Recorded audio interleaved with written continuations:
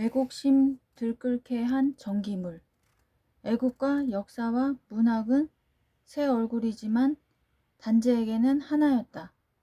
한국 근대 역사가의 제1인자가 되는 단재는 아울러 국문학사에 남을 문호였고 애국을 종교로 삼는 참 한국인이었다. 국민의 애국심은 역사에 대한 자부심에서 비롯된다. 역사를 제대로 읽으면 애국의 길이 저절로 열리게 마련이다.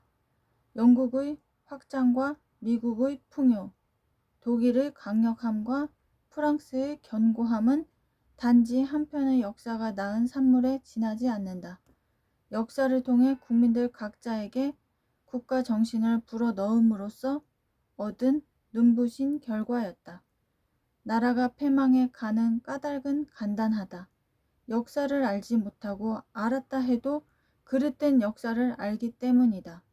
그리하여 단재는 30세를 전후하여 정신무장으로서의 역사를 깨우치는 일에 열성을 다 바쳤다.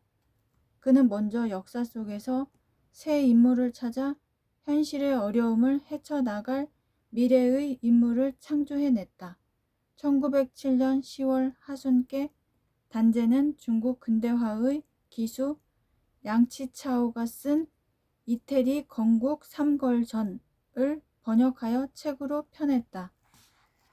이탈리아의 영웅을 다룬 책이었지만 드높은 애국심과 망해가는 나라를 일으키려는 충절에서 누구에게나 감동을 줄 수 있는 뜻이 담겨져 있었다. 그는 마치니, 카부르, 가리발디 등 이탈리아 건국의 새 영웅을 다룬 소설을 사람들에게 읽힘으로써 애국 정신을 목청껏 외쳤다. 그 무렵 그는 이 나라의 미래를 뒤바꿔 놓을 영웅을 갈망하였다. 나라 안팎의 흘러간 영웅의 발자취를 더듬어서 미래의 영웅이 만들어지기를 희망하였다. 을지문덕, 이순신전, 최도통전, 한국의 제1호걸대왕, 유화전, 구미호와 오제, 철마코르네리치다 등 영웅전을 집필하여 작은 나라 아닌 큰 나라 정신을 피로 삼기를 호소하였다.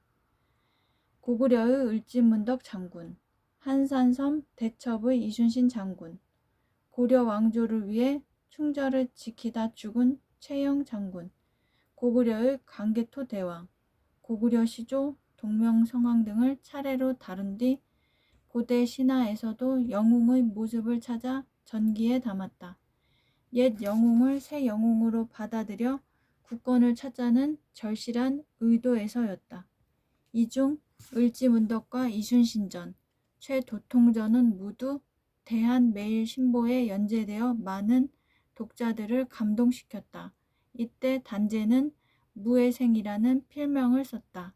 신문사 주필로서 언론계에 몸담고 있는 동안 단재는 이 밖에도 일편단생, 금협산인, 열혈생, 검심 등의 필명도 함께 사용했다. 그는 신문에 논설을 비롯해 역사, 문학 등에 관한 글도 매일같이 여러 군데에 게재해야 했으므로 어쩔 수 없이 각각 다른 이름을 사용해야 했다. 그 뒤로도 그는 더 많은 이름이 필요하게 된다. 망명 생활에 접어들어 폭넓은 독립운동 무대에 나서게 되자 신분을 감추기 위해 다른 이름들도 써야 했기 때문이다. 유병택, 유맹원, 박철, 옥조숭, 왕국금, 윤인원 따위의 가명을 쓰며 중국인 행세까지 해야 했다.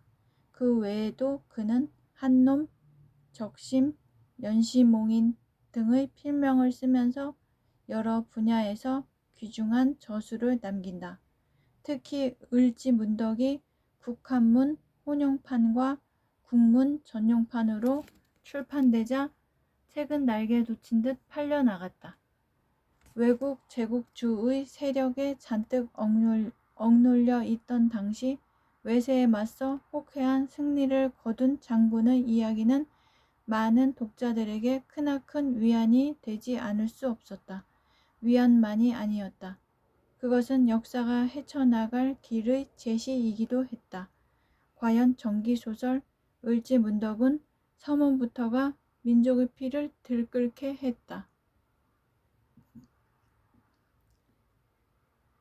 슬프다. 우리 한국의 수백 년 이래 외국을 대한 역사를 볼진대 동방에서 한 작은 무리의 도적만 들어와도 전국이 당황하여 어찌할 바를 모르고 서편에서 한마디 꾸지람만 와도 온 조정이 당황하여 얼굴색이 하얘지며 그렁저렁 구차로이 지내어 부끄러움과 욕이 날로 더하여도 조금도 괴이히 여길 줄을 알지 못하니 우리 민족은 천성적으로 용렬하고 약하여 능히 변화하지 못할까? 무회생이 가로되 아니다. 그렇지 않다. 내 일찍이 고구려 대신 을지문덕의 사적을 읽다가 기운이 넘치고 담이 저절로 커지는 연유를 깨닫지 못하여 하늘을 우러러 한번 불러 가로되 그러한가 참 그러한가 우리 민족의 성질에 이 같은 자가 있었는가. 이어서 단제는 우리 민족이 본시 용맹무쌍하며 성질이 강인했던 점을 을지문덕 장군을 통해 입증하면서 그러한 우리의 민족성이 지금처럼 나약해진 이유를 역사적 사실을 밑바탕으로 하여 조목조목 열거한다.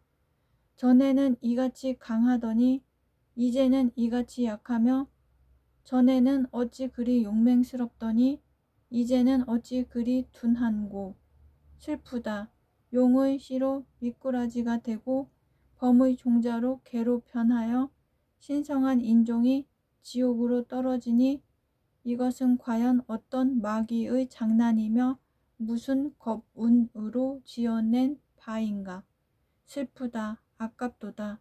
자세히 궁구하면 그 이유를 알기 가히 어렵지 아니하니 100년 내로 실제의 어두운 선비의 손으로는 붓을 들면 망령되이 써 가로되 무공이 문치만 갖지 못하다 하며 몇십 대에 걸쳐 용렬한 대신들이 어리석게 짓거리기는 어진 자는 작은 나라로서 큰 나라를 섬긴다 하여 정책은 시들고 느슨하며 움츠리고 물러난 꼴이고 백성의 기운을 꺾고 압제하기를 일삼으며 지나간 일 중에 굳센 뜻을 굽히지 않은 것은 꺼리어 숨기고 옛 사람은 썩은 선비와 오개한 자를 존중하여 다만 가히 부끄럽고 우스운 일과 지리하고 관계없는 말로 우리 한국의 4,000년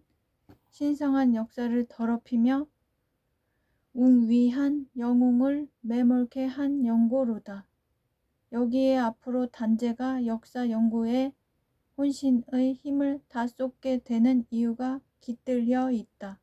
우리 역사는 그때그때 나라의 정권을 손에 쥔 무리들이 자기들에게 유리하도록 사실을 뒤바꿔 놓았고 실제를 모르는 고루한 선비들의 해석에 따라 평가 또한 올바르지가 못했다. 영웅과 소인배가 뒤바뀌는 일이 부지기수였고 사람들에게 강요된 미덕이란 것도 민족의 발전에 저해 요소가 될 뿐이었다. 단제는 그동안 우리의 역사가 얼마나 삐뚤어진 채 전해져 왔는가를 개탄하며 결국 현재 한국의 몰락의 원인도 잘못된 역사에 있다고 주장하였다. 역사란 단순히 지나간 사실에 불과한 것이 아니다. 바로 현재를 이루는 원인인 것이다. 그는 오늘날 일본이 흥하고 한국이 망해가는 원인이 바로 역사 연구에 있음을 들면서 서문을 끝맺었다. 원나라 장수 법문호가 일본을 침몰할 때에 풍랑의 배를 엎지르고 육지에 내린 자가 3만 명에 지나지 못하였기에 일본이 승첩한 것이 그다지 기이할 것도 없거늘 저희는 수백 년이 지나도록 역사에 칭송하며 소설로 전파하여 노래하고 읊어서 대대로 잊지 아니하게 하였는데 우리나라는 한 손으로 독립산하를 정돈하고 한 칼로 100만 강적을 살퇴한 참 영웅의 자치가 이렇듯 형적이 없으니 이것이 두 나라의 후세 강약의 분명한 원인이 아니리요. 이제 이것을 개탄하여 지나간 영웅을 기록하여 장래의 영웅 문제의 책 을지문덕은 장래의 영웅을 부르노라.